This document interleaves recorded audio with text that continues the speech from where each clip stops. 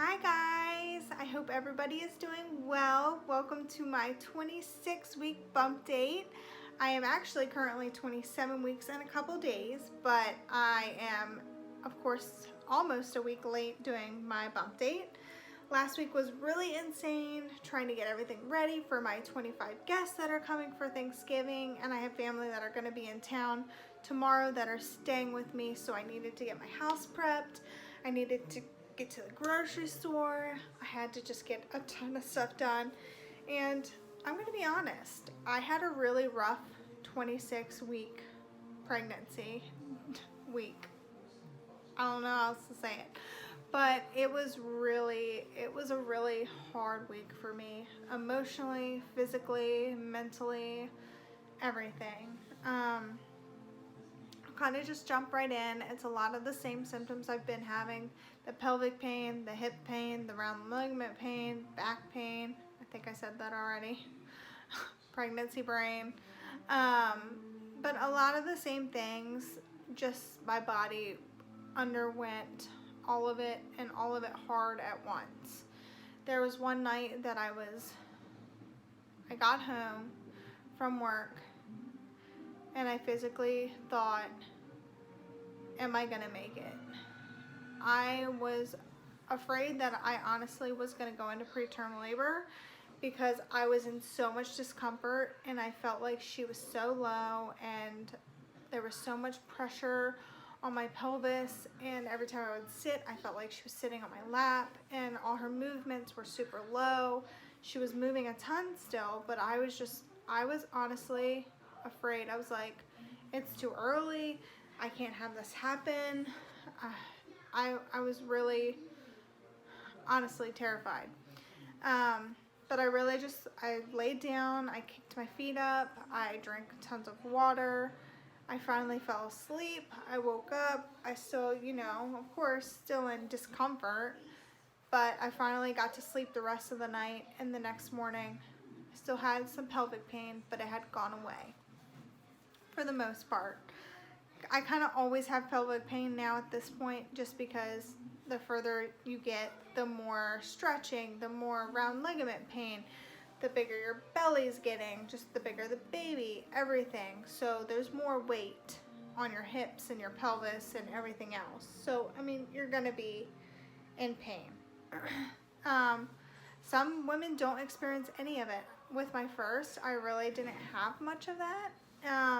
The second one, I had it closer to the end, and not the end, but after 30 weeks. And then this one has started earlier. So it's just been it's been a trial for me. It's been really hard, especially, I want to get up and go with my kids, go, but I have to tell myself, okay, I need to rest some, just because my body's telling me otherwise. And if I push the limit, I'm going to regret it quickly and be in a lot of discomfort for the rest of the evening. So really just the pelvic pain, and that's been pretty much an every night type thing. So like today I got up, I started cleaning a little, getting my son off on the bus. Sorry if you hear the Grinch in the background. My other son is off school all week, so while I was doing this, I was like, let me turn on the Grinch, and he'll sit there and watch it. So he's watching that. And I did, I put a little bit of my Christmas stuff out. My husband's probably gonna come home and be like, what in the world? It's not even Thanksgiving yet. He's one that's very doesn't go up till after Thanksgiving. And I told him, I was like, Thanksgiving is late this year, so I want to enjoy it for as much as I can. So he'll probably come home and be like, you put a Christmas tree up? Well, yes, I did, because Christmas is my favorite time of the year, and I'm enjoy it as much as I possibly can. So, plus, you didn't have to put it up. So, so really just the pelvic pain, especially at night. You're getting up constantly to go to the bathroom, twisting and turning, trying to get comfortable. Like I said in prior videos, I do have a pregnancy pillow and I absolutely love it. I got it off Amazon. I think it was like $35. It was worth it. But I put an extra pillow in between my knees on top of the pregnancy pillow if I have really bad pelvic pain that night, just to kind of give me the extra prop. But I have been also, I learned a little bit of a hack that it helps me tremendously if I put my legs together before I roll over, just because I think it gets some of that pressure off the pelvis when I'm rolling. And I do the same thing when I'm getting out of the bed. I'll put my legs together, you know, put my feet off the ground, on the ground, and then prop my head up and come up. That helps a lot with that. Making sure you're staying hydrated. That is a huge part of pregnancy. It's a huge part of everyday life too. But really, you need to make sure your water intake is really good during pregnancy, because you will dehydrate quickly. You are constantly going to the bathroom, you know. So just making sure your intake is really good to make sure that you stay hydrated. Because if you get dehydrated too, that can cause contractions. And I've done that too, where I'm at work and I'm constantly going and I need to tell myself, okay, I need a minute, I need to get a drink. And I've even gotten to the point at work that I've been blocking off times in my day and my schedule to make sure I take a minute to eat something, to go to the bathroom. You know, my clients are really good about it too. Like if I say I need to go to the bathroom, they're not going to tell me no. But just making sure I give myself that extra minute, especially to get off my feet. And I do wear my maternity belt too, which does help with my pelvic pain and my sciatica pain. So I really am glad that I purchased that, because it has helped.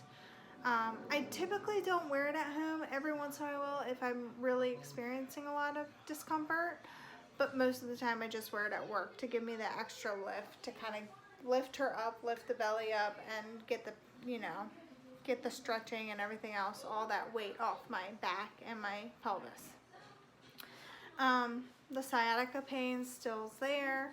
Some days I have it, some days I don't experience it at all. There was a day last week that it hurt to even walk. Like I couldn't it hurt to bear weight on my one leg, because every time I did, I got that shooting pain up my leg, through my groin, through my back. So just taking the time to really get off my feet and using my heating pad every once in a while, just for a couple minutes, just to kind of help get the heat on there to subside the pain, and also using an ice pack too. They say that babies kind of tend to go away from the cold, so when I put it on there, put the ice pack on there, she kind of moves away from it, which helps, because she's mostly, even though she's moving constantly, she loves my right side. She's constantly there. That's why I experience the sciatica pain, because she is right there, right on that right side, curled up, and I hate to like poke on my belly, or like, you know, even if I roll on to my left side, she'll move for a little bit, but then she goes right back into that cozy spot. So those two things. I mean, that's pretty much all I've really been experiencing this week. But like I said, it's been a task. It's been tolling. It's been everything. Just because I want to be going. I want to be doing stuff with my kids. You know, I want to be able to help more cleaning around the house. And I am. But I just feel like there's so much more that I possibly could be doing. And it's hard.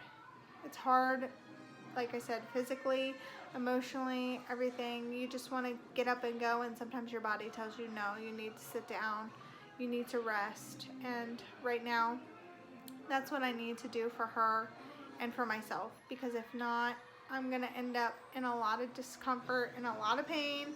And I know I keep saying that, but it is real and it is painful, and there are nights where I want to be in tears because it hurts so bad.